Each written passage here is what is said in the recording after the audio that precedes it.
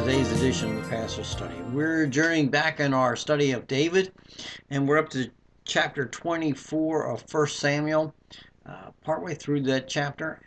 And we find Jonathan looking out for David at this beginning of this chapter. He goes out. David's already in hiding. David's trying to stay away from Saul. And he comes alongside of David and to encourage him.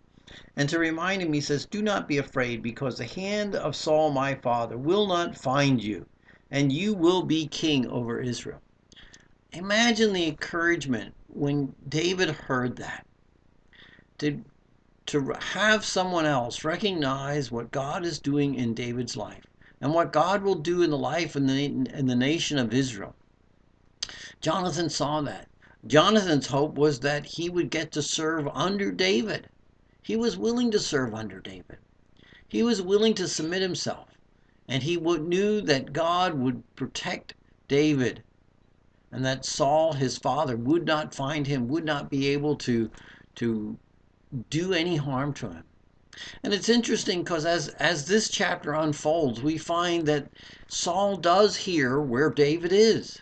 And you think just after Jonathan said, he won't find you, it seems like he will. And so Saul brings out his soldiers and goes after David and begins to search out.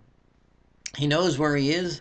And yet we find that as Saul comes into the situation with David, we find that David gets help from God.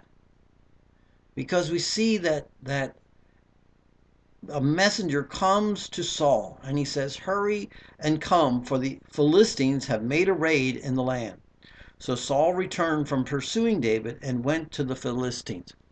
So everything seemed bleak. Everything seemed like it was to an end.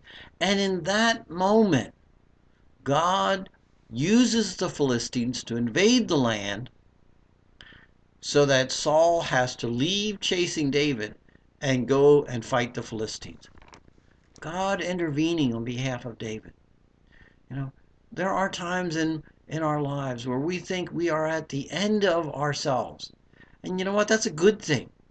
Because at the end of ourselves is when we truly trust God. Truly throw ourselves completely on God and rely on Him. David had to. He was about to be captured and most likely killed.